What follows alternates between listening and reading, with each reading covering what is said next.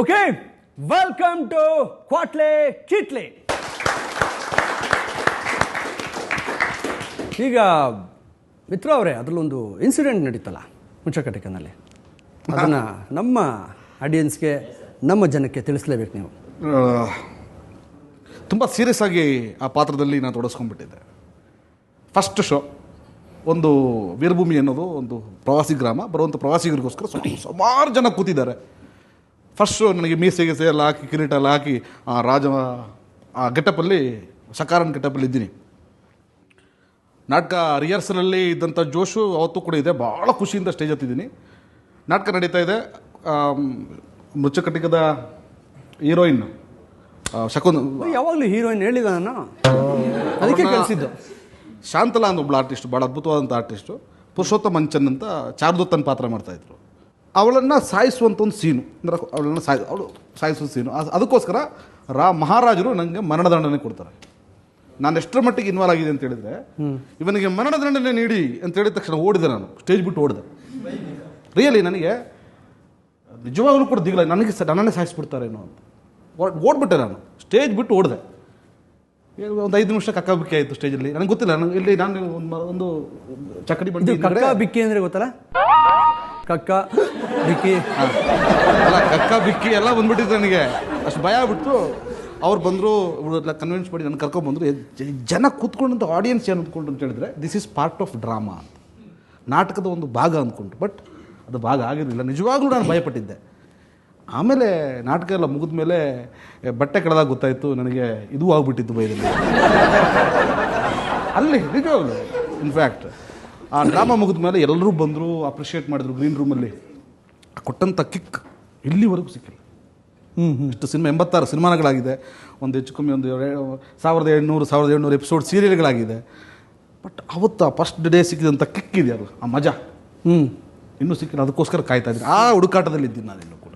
ಮಿತ್ರ ಅವರೇ, ಈಗ ಆ ಒಂದು ಕಿಕ್ ಇದೆಯಲ್ಲ, ಆ ಒಂದು ಕಿಕ್ ಹೇಗಿತ್ತು ಅನ್ನೋದು ನಮ್ಮವ್ರಿಗೆ ಗೊತ್ತಾಗಬೇಕು. ಅದ್ರದ್ದು ಒಂದೇ ಒಂದು ಸಂಭಾಷಣೆ ನೆನಪಿದೆಯಾ? ಎಲೆ ಹುಡುಗಿ ವಸಂತ ಶೇರಿ ಓಡವೇ ಶಬ್ದ ಮಾಡುತ್ತಾ ರಾಮನಿಗೆ ಎದುರಿದ ದ್ರೌಪದಿ ಹಾಗೆ ನೀನು ಓಡಬೇಡ, ಓಡಿದರೆ ನಾನು ಬಿಡ್ತೀನ. ವಿಶ್ವಾವಸುವಿನ ತಂಗಿ ಸುಭದ್ರೆಯನ್ನು ಹನುಮಂತ ಹಾರಿಸಿಕೊಂಡು ಬರಲಿಲ್ವೇ, ಹಾಗೆ ನಿನ್ನನ್ನು ಹಾರಿಸಿಕೊಂಡು ಹೋಗುತ್ತೇನೆ. ಇದು ಒಂದು ಸಂಭಾಷಣೆ. ಹುಷಾರಾಗಿರಮ್ಮ. ಅಂದರೆ ಅಸಂಬದ್ಧವಾಗಿ ವಿಶ್ವಾವಸುವಿನ ತಂಗಿ ಸುಭದ್ರೆ ಅಲ್ಲ.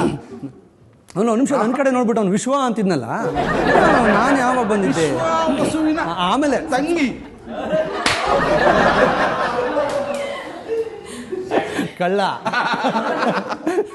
ಆಯಿತು. ಈಗ ನೀವು ನಿಮ್ಮ ತಂದೆ ತಾಯಿ ಕೊಟ್ಟಾಯಂನಲ್ಲಿ ಹುಟ್ಟಿದ್ದು ಅಲ್ವಾ? ಜಾರ್ಜ್. ನಮ್ಮ ತಂದೆ ತಾಯಿ ಹುಟ್ಟಿದ್ದು ಕೋಟೆಯಲ್ಲಿ, ನಾನು ಹುಟ್ಟಿದ್ದು ಕೋಟೆಯಲ್ಲಿ. ಜಾರ್ಜ್ ನಿಮ್ಮ ತಂದೆಯವರು PK ಜಾರ್ಜ್. ತಾಯಿ ಮೇರಿಕುಟ್ಟಿ. ನೀವು ಕೇರಳದಲ್ಲಿ ಹುಟ್ಟಿದ್ದು, ಕೇರಳದಲ್ಲೇ ಬೆಳೆದಿದ್ದು. ಮತ್ತು ನಮ್ಮ ವಿದ್ಯಾಭ್ಯಾಸ ಬಂದು ನನಗೆ ಮಂಗಳೂರು ಅಲ್ಲಿ ಸಿಕ್ಕಿದ್ದು. ನನಗೆ ಕನ್ನಡನ ಭಾಳ ಚೆನ್ನಾಗಿ ಕಲಿಯೋದಕ್ಕೆ, ತುಳು ಭಾಷೆಯನ್ನು ಕಲಿಯೋದಕ್ಕೆ, ಕೊಂಕಣಿ ಭಾಷೆಯನ್ನು ಕಲಿಯೋದಕ್ಕೆ ದಾರಿ ಮಾಡಿಕೊಡ್ತು. ಬಟ್ ನನ್ನ ಸ್ಕೂಲ್ ಲೈಫಲ್ಲಾಗಲಿ, ಕಾಲೇಜ್ ಲೈಫಲ್ಲಾಗಲಿ ನಾನು ಕಲಾವಿದನಾಗ್ತೀನಿ ಅಂತ ಖಂಡಿತ ಅಂದ್ಕೊಂಡಿರಲಿಲ್ಲ. ಅವತ್ತು ಕೂಡ ಹಾರ್ಡ್ ವರ್ಕಿಂಗ್. ಈವ್ನಿಂಗ್ ಕಾಲೇಜಲ್ಲಿ ಓದ್ತಾ ಇದ್ದೆ. ಈವ್ನಿಂಗ್ಗೆ ಯಾಕೆ ಓದ್ತಾ ಇದ್ರಿ? ಅಂದರೆ ನಾನು ಬೆಳಿಗ್ಗೆದ್ದು ನನಗೆ ವಿಧಿ ಇಲ್ಲ, ಕಷ್ಟ ಇತ್ತು, ಕೆಲಸ ಮಾಡಿ ನನ್ನ ಮನೆಗೂ ಕಾಸು ಕಳಿಸಿ ನಾನು ನನ್ನ ಎಜುಕೇಷನ್ ಮಾಡ್ಕೊಂಡು ಹೋಗ್ತಾ ಇದ್ದೆ. ಈಗ ಕೇರಳದಿಂದ ಕರ್ನಾಟಕಕ್ಕೆ ಬಂದು ವಿದ್ಯಾಭ್ಯಾಸ, ಕೆಲಸ ಎಲ್ಲ ಆಯಿತು. ಈಗ ನಿಮ್ಮ ತಾಣ ಎಲ್ಲಿ? ಈಗ ಸದ್ಯಕ್ಕೆ ನಾನು ಬೆಂಗಳೂರಿನಲ್ಲಿ ಒಂದು 14 ವರ್ಷದಿಂದ ವಾಸ ಆಗಿದ್ದೀನಿ. ಒಬ್ಬಳು ಹೆಂಡ್ತಿ, 2 ಮಕ್ಕಳು. ನನಗೂ ಅಷ್ಟೇ, ಒಬ್ಬಳೆ ಹೆಂಡ್ತಿ, 1 ಮಗು.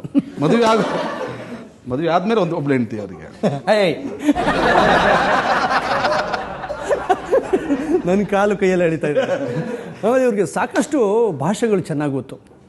ಈಗ ತುಳುನಲ್ಲಿ ಹೇಗಿದ್ದೀರಾ ಅಂತ ಕೇಳಿ ತುಳುನಲ್ಲಿ ಆನ್ಸರ್ ಮಾಡ್ತಾರೆ. ಮೈಕ್ ಹಿಡ್ಕೊಳ್ಳಿ. ಹೇಗಿದ್ದೀರಾ ಸರ್?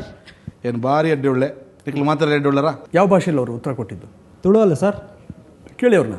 ತುಳು ಅಲ್ಲ. ತುಳುವಲ್ಲೇ ಹೇಳಿದೆ. ತುಳು ಅಲ್ಲ ಅಂತಿದ್ದಾರೆ ಅವರು. ತುಳು ಅಲ್ವಾ? ತುಳು ಅಲ್ಲ ಸರ್. ತುಳು ಅಲ್ಲ ಅಂತ ಹೇಳೋದಕ್ಕೆ ನಿಮ್ಗೆ ತುಳು ಗೊತ್ತಿರಬೇಕು ಅಲ್ವಾ? ತುಳು ಭಾಷೆ. ನಾನು ತುಳುವಲ್ಲೂ ಕೂಡ ಒಂದು ಸಿನಿಮಾ ಮಾಡ್ತಾ ಇದ್ದೀನಿ, ಒರಿಯನ್ ತೊಂಡ ಒರಿಯ ಗಾಪುಜಿ ಅಂತ. ಅದ್ರ ಅರ್ಥ ಹೇಳ್ಬಿಡಿಪ್ಪ. ಒಬ್ಬನ್ನ ನೋಡಿದ್ರೆ ಒಬ್ರಿಗೆ ಆಗಲ್ಲ, ನನಗೂ ವಿಶ್ವನಿಗೆ ಆಗಲ್ಲವಲ್ಲ, ಒಬ್ಬನ ಕಂಡ್ರೆ ಒಬ್ರಿಗೆ ಆಗಲ್ಲ ಅಂತ ಸಿನಿಮಾ ಮಾಡ್ತಾ ಇದ್ದೀನಿ. ನನಗೆ ತುಳು ಇಸ್ ವೆರಿ ಫ್ಲೂಯೆಂಟ್. ಯಾಕಂದರೆ ನನ್ನ ಮಿಸ್ಸಸ್ಸು ಬಂದು ತುಳು ಭಾಷಿಕರು. ಹಾಗಾಗಿ ನನ್ನ ಮಕ್ಕಳು ಮನೆಯಲ್ಲಿ ಮಾತಾಡುವಂಥ ಭಾಷೆ ಮದರ್ ಟಂಗ್ ಇಸ್ ತುಳು. ಹಾಗಾಗಿ ನಾನು ದಿನ ಬಳಸುವಂಥ ಭಾಷೆ ತುಳು. ಬಟ್ ನನ್ನ ಮದರ್ ಟಂಗ್ ಬಂದು ಮಲಯಾಳ. ನನ್ನ ತಂದೆ ತಾಯಿ ಹತ್ರ ನನ್ನ ಮಕ್ಕಳು ನನ್ನ ಮನೆಯವರು ಮಲಯಾಳಂ ಮಾತಾಡ್ತಾರೆ. ಈಗ ಕನ್ನಡ ಮಾತಾಡ್ತಾ ಇದ್ದೀನಿ, ತುಳು ಮಾತಾಡ್ತಾರೆ. ಹಾಗಾಗಿ 3-4 ಭಾಷೆ ಈ ನನ್ನ ಮಕ್ಕಳು ಈಗ 4-5 ಭಾಷೆನ ಭಾಳ ಫ್ಲೂಯೆಂಟಾಗಿ ಮಾತಾಡ್ತಾರೆ, ಸುಲಲಿತವಾಗಿ ಕಲಿಸ್ಬಿಟ್ಟಿದ್ದಾರೆ. ಬಟ್ ಭಾಳ ಅವರು ಭಾಳನೇ ಬ್ರೈನ್ ಇದೆ ಅವ್ರಿಗೆ, ಎಲ್ಲೋದ್ರೂ ಬದುಕ್ಬಿಡ್ಲಿ ಅಂತ ಅಲ್ವಾ? ಎಲ್ಲೇ ಹೋಗ್ಲಿ ಚೆನ್ನಾಗಿರ್ಲಿ, ಭಾಷೆ ಗೊತ್ತಿದ್ರೆ. ಒಂದೇ ಒಂದು ಪ್ರಶ್ನೆ ಯಾರು ಬೇಕಾದ್ರೂ ಉತ್ತರ ಕೊಡ್ಬೋದು. ಪ್ರಪಂಚದಲ್ಲಿ ಎಲ್ಲರಿಗೂ ಗೊತ್ತಾಗುವಂಥ ಲ್ಯಾಂಗ್ವೇಜ್ ಯಾವುದು?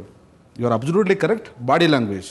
ಇಂಗ್ಲೀಷಲ್ಲೂ ಹಿಂಗಂದ್ರೆ ಊಟನ, ಕನ್ನಡದಲ್ಲಿ ಹಿಂಗಂದ್ರೆ ಊಟ, ತಮಿಳಲ್ಲಿ ಹಿಂಗಂದ್ರೆ ಊಟನೇ, ಹಿಂಗಂದ್ರೆ ನೀರು, ಹಿಂಗಂದ್ರೆ ಪೆಗ್ಗು, ಹಿಂಗಂದ್ರೆ ಹುಡುಗಿ, ಹಿಂಗಂದ್ರೆ ಹೋಗುಂತಲ್ಲ ಬಾ ಅಂತಾನೆ. ಯಾರನ್ನ ಕರೆದಿದ್ದು ಅಂತ ಕೇಳಿ. ಸೊ ಇವ್ರಿಗೆ 7 ಭಾಷೆಗಳು ಗೊತ್ತಿವೆ. 7 ಭಾಷೆಗಳಲ್ಲೂ ನೀವು ಕೇಳ್ಬೋದು. ನಿಮ್ಮ ಹೆಸರೇನು ಅಂತ ಕೇಳಿ 7 ಭಾಷೆಯಲ್ಲೂ ಅವರು ಒಂದೇ ಉತ್ತರ ಕೊಡ್ತೀನಿ, ಮಿತ್ರ ಅಂದ್ಕೊಡ್ತೀನಿ. ಸಾಕಷ್ಟು ಭಾಷೆಗಳನ್ನ ಚೆನ್ನಾಗಿ ನುರ್ತಂಥವ್ರು, ಅರ್ಥಂಥವ್ರು. ಆ್ಯಂಡ್ ಯಾವುದೇ ಲ್ಯಾಂಗ್ವೇಜಲ್ಲಿ ಹೋಗಿ ಕೆಲಸ ಮಾಡೋದಕ್ಕೂ ಭಾಳ ಸುಲಭ ಇದು. ಕಲಾವಿದರಿಗೆ ಭಾಷೆಗಳು ಭಾಳನೇ ಅಗತ್ಯ ಇದೆ. ಆ್ಯಂಡ್ ಸಿಲ್ಲಿಲಲ್ಲಿಗೆ ನಿಮ್ಮ ಎಂಟ್ರಿ ಹೇಗೆ? ನಾನು ನಿಜವಾಗ್ಲೂ ಕೂಡ ಒಂದು ಬಹಳ ನನ್ನ ಜೀವನದ ಒಂದು ಟರ್ನ್. ನಾನು ಆರ್ ಕೆ ಭಟ್ ಕೈಯಲ್ಲಿ ಸಿಕ್ಕಾಕೊಂಡಿದ್ದು ದೊಡ್ಡ ವಿಷಯ. ಯಾವ ಏರಿಯಾದಲ್ಲಿ ಟರ್ನ್ ತೊಗೊಂಡಿದ್ದು? ಆರ್ ಕೆ ಭಟ್ರು ವೀರಭೂಮಿ ಸ್ಥಾಪನೆ ಮಾಡಿದರು. ಅವ್ರ ಜೊತೆ ಇದ್ದುಕೊಂಡು ನಾನು ವರ್ಕ್ ಮಾಡಿಕೊಂಡು ಉತ್ತರ ಕರ್ನಾಟಕದ ಕಲಾವಿದರನ್ನು ಕರ್ಕೊಂಡ್ಬಂದು ದಿನ ಪರ್ಫಾರ್ಮೆನ್ಸ್. ಎಷ್ಟರ ಮಟ್ಟಿಗೆ ಮಿತ್ರ ಅವರ ಪರ್ಫಾರ್ಮೆನ್ಸ್, ನನ್ನ ಪರ್ಫಾರ್ಮೆನ್ಸ್ ಇತ್ತು ಅಂತ ಹೇಳಿದ್ರೆ, ಅಕಸ್ಮಾತ್ ನೀವು ಕೊಡಗಿಗೆ ಬಂದು ಮಿತ್ರ ಅವರ ಪ್ರೋಗ್ರಾಮನ್ನು ನೀವು ನೋಡದೇ ಇದ್ದರೆ ನಿಮ್ಮ ಕೂರ್ಗ್ ಟೂರ್ ಈಸ್ ಇನ್ಕಂಪ್ಲೀಟ್ ಅಂತ ಹೇಳೋ ಮಟ್ಟಕ್ಕೆ ನನ್ನ ಪ್ರೋಗ್ರಾಮು ಹೆಸರುವಾಸಿ ಆಯಿತು. ಬೆಂಗಳೂರಿಂದ ನೂರಾರು ಜನಗಳು ಬಂದು ನನ್ನ ಕಾರ್ಯಕ್ರಮನ ವೀಕ್ಷಣೆ ಮಾಡ್ತಾಯಿದ್ರು. 2.5 ಗಂಟೆಗಳ ಕಾಲ ಪ್ರವಾಸಿಗರನ್ನು ಮನರಂಜಿಸುವಂಥ ಕೆಲಸ ನಂದು. ನಮ್ಮ ಫೈನಲ್ ಕಟ್ ಪ್ರೊಡಕ್ಷನ್ನ ಸಿ.ಕೆ. ಚಂದ್ರು ಅವ್ರ ಪ್ರೊಡಕ್ಷನ್ನ ಅವ್ರು ಬಂದು ನಾನು ನೋಡಿ ಜಾನೇಶನ್ ಪಾತ್ರಕ್ಕೆ ನನ್ನನ್ನು ಫಿಕ್ಸ್ ಮಾಡಿ ಕರ್ಕೊಂಬಂದರು. ಆ ಇನ್ನಸೆಂಟ್, ಆ ಮುಗ್ಧವಾಗಿರುವಂಥ ಒಬ್ಬ ಇಡಿಯಟ್ನ ಪಾತ್ರನ ನನ್ನ ಕೈಯಲ್ಲಿ ಭಾಳ ಅದ್ಭುತವಾದ ಕೆಲಸವನ್ನು ಮುನಿ ಜನಪದವರು, ವಿಜಯ್ ಪ್ರಸಾದ್ ಅವರು, ನಮ್ಮ ಸಲೀಲಲ್ಲಿ ವಿಜಯ್ ಪ್ರಸಾದ್ ತೆಗೆದ್ರು. ಪಾಪ ಪಾಂಡ ಮುಗಿದ ತಕ್ಷಣ ಇಮಿಡಿಯೇಟ್ ಪ್ರಮೋಷನ್. ನನಗೆ ಸೀರಿಯಲಿಂದ ಒಂದು ಕ್ಯಾರೆಕ್ಟರ್ ಶಿಫ್ಟ್ ಆಗಿದ್ದು ನನಗೆ ಅಂದ್ಕೊಳ್ತೀನಿ ಕನ್ನಡದ ಟಿ ವಿ ಇತಿಹಾಸದ ಮಟ್ಟಕ್ಕೆ ನಂದೇ ಇರ್ಬೋದು ಮೋಸ್ಟ್ಲಿ. ಒಂದು ಬೇರೆ ಸೀರಿಯಲಿಂದ ಆ ಪಾತ್ರನೇ ಇನ್ನೊಂದು ಸೀರಿಯಲ್ಗೆ ಶಿಫ್ಟ್ ಆಗುವಂಥ ಪಾತ್ರವನ್ನು ಮಾಡಿಕೊಟ್ರು. ನನಗೆ ತುಂಬ ಖುಷಿಯಾದಂಥ ಒಂದು ಅನುಭವ ನನಗದು. ಹಾಗಾಗಿ ಜಾಣೇಶನಾಗಿ ನಾನು ಮನೆ ಮಾತಾದೆ. ನಾನು ಒಂದು 3 ವರ್ಷ 4 ವರ್ಷ ತುಂಬ ಪ್ರೀತಿಯಿಂದ ನಮ್ಮ ನೋಡಿಕೊಂಡ್ರು. ತುಂಬ ಚೆನ್ನಾಗಿ ನಾವು ಏನು ಆಗೋದಕ್ಕೊಂದು ಇನ್ನೊಂದು ದಾರಿ ಮಾಡಿಕೊಟ್ಟಂಥವ್ರು ಫೈನಲ್ ಕಟ್ ಪ್ರೊಡಕ್ಷನ್ನ ಸಿ.ಕೆ. ಚಂದ್ರು ಅವರು, ಸಿ.ಕೆ. ಗೀತಾ ಅವರು, ಆ ಆಲ್ ಟೀಮ್. ನನ್ನಂಥ ಸುಮಾರು ಜನ ಕಲಾವಿದರು ನಾಚಿ ತಂದಿದ್ದಾರೆ. ಜಾಣೇಶನ ಇವತ್ತು ನಾನು ಸಿನಿಮಾ 86 ಸಿನಿಮಾಗಳು ಮಾಡಿದ್ದೀನಿ, ಇನ್ನೂ ಮಾಡ್ತಾ ಇದ್ದೀನಿ. ಇವತ್ತು ಜನ ನನ್ನ ಗುರುಸೋದು ಜಾಣೇಶ.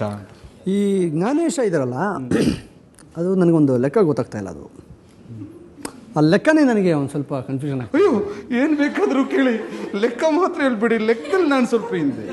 ಲೆಕ್ಕದಲ್ಲಿ ನಾನು ಸ್ವಲ್ಪ ಹಿಂದೆ. ಲೆಕ್ಕದಲ್ಲಿ ಹಿಂದೆ ಹೋಗಿ ಯಾಕೆ ಲೆಕ್ಕ ಹಾಕೋದು? ಆಮೇಲೆ ಹೇಳ್ತೀನಿ, ಇಲ್ಲಿ ಹೇಳಕ್ಕೆ. ಓಕೆ, ಇವರ ಲೆಕ್ಕಾಚಾರ ಇನ್ನೂ ಸಾಕಷ್ಟಿದೆ. ಆ ಲೆಕ್ಕಾಚಾರವನ್ನು ನಾವು ಕೆದಕ್ತಾ ಹುಡುಕ್ತಾ ಹೋಗೋಣ. ಅದಕ್ಕೂ ಮುಂಚೆ ಒಂದು ಸಣ್ಣ ಬ್ರೇಕ್. ಇಬ್ಬರು ಮಕ್ಕಳಿದ್ದಾರೆ, ಇವರು ಮಗುನ. ನನ್ನ ಮಗ ಡೌರಾಜ ಕೆಸರಲ್ಲಿ ಕಮಲ ಅರಳಿದ್ದಾರೆ, ಅದು ನಮ್ಮ ಪಕ್ಷದ್ದು ಅಂತಿರ. ಎಲ್ಲ ಚಿಹ್ನೆಗಳನ್ನು ನೀವೇ ಇಟ್ಕೊಂಡ್ರೆ ನಾವೇನ್ರಿ ಮಾಡೋಣ? ಹುಡುಗಿಯರು ಹೇಳ್ತಾ ಇದ್ರು ಬಟ್ಟೆ ಬೇಡ ಅಂತ. ಅಲ್ಲ, ನಿಮ್ಗೆ ಬೇಕು ನೀವು ಹಾಕೊಳ್ಳಿ ಅಂತ.